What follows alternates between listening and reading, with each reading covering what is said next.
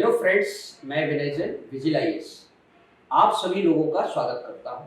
आज का जो हमारा टॉपिक है वो सबसे महत्वपूर्ण टॉपिक है एमपी से रिलेटेड।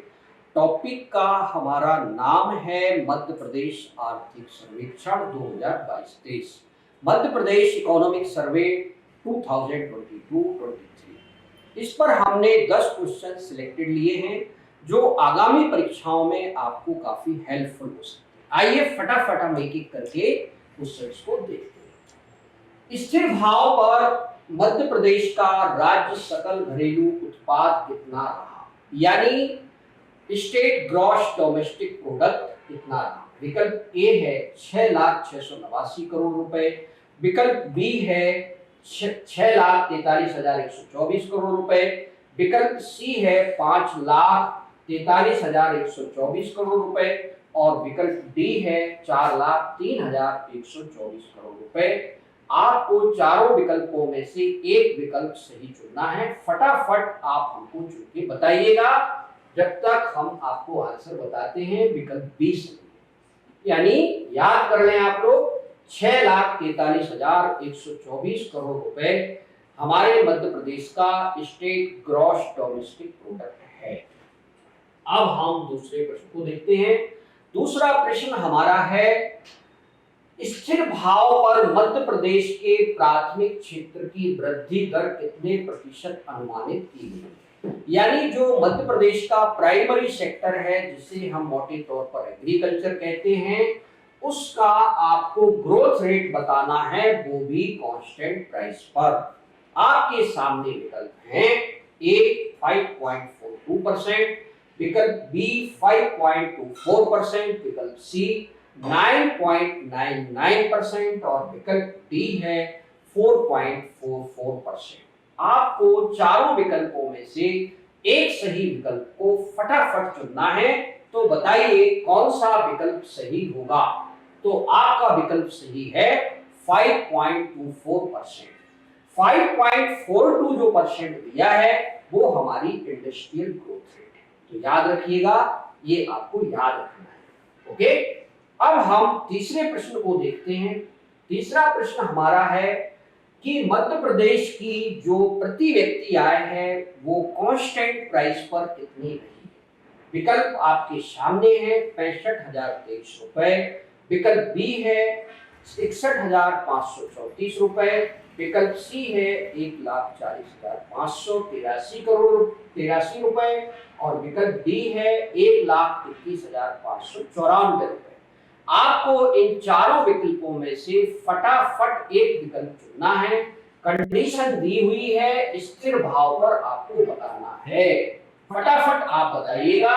तो आपका जो विकल्प सही है वो है 65,023 रुपए। कांस्टेंट प्राइस पर आपको याद रखना है। ये हुआ हमारा तीसरा प्रश्न। चौथा प्रश्न जो हमारा है वो है कि मध्य प्रदेश का देश के खाद्यान्न उत्पादन में कौन सा स्थान है।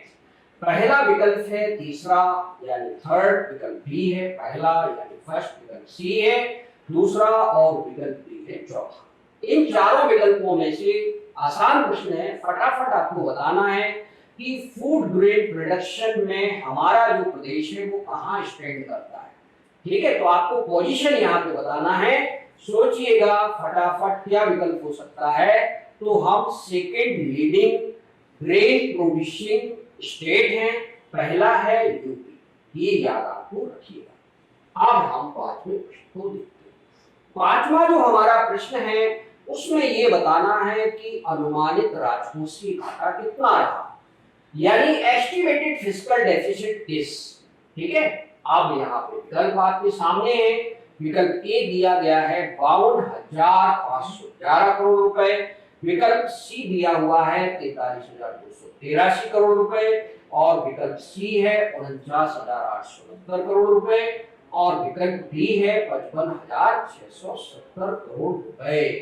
आपको फटाफट चारों में से एक विकल्प चुनना है। फिस्कल डेफिसिट आप जानते हैं सरकार का सबसे बड़ा घाटा होता है, सबसे बड़ा डेफिसिट होता है।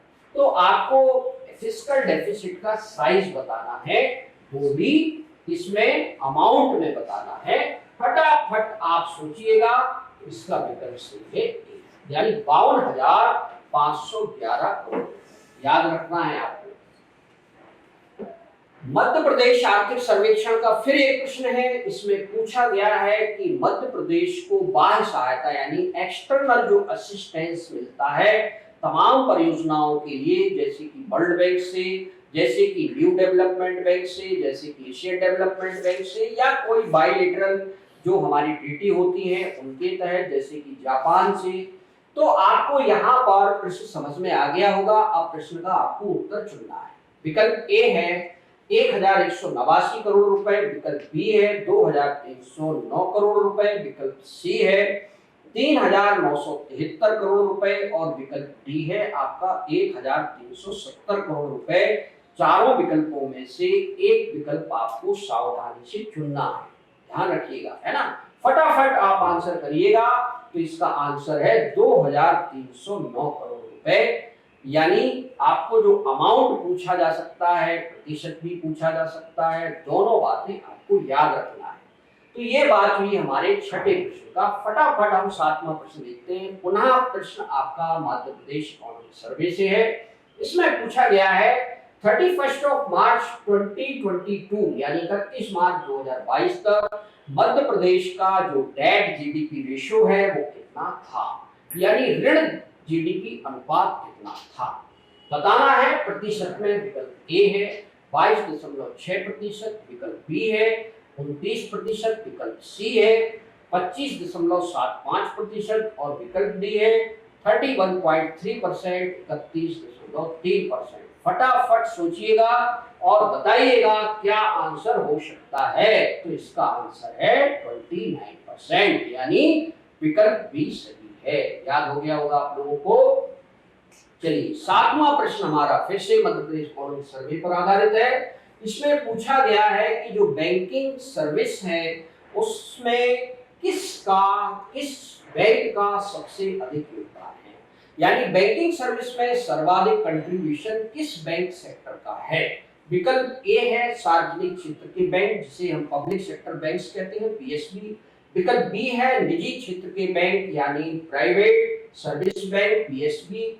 और विकल्प सी है सहकारी बैंक यानी कोऑपरेटिव बैंक्स। और विकल्प डी है लघु वित्त bank, small finance bank, SFB. चारों विकल्पों में से एक विकल्प आपको सही चुनना है। फटाफट आप सोचिएगा और बताइएगा क्या हो सकता है। तो सार्वजनिक क्षेत्र के बैंकों का सबसे अधिक योगदान है। आप पढ़ेंगे मध्य प्रदेश इकोनॉमिक सर्वे तो उसमें मिलेगा 50% कंट्रीब्यूशन करीब का है।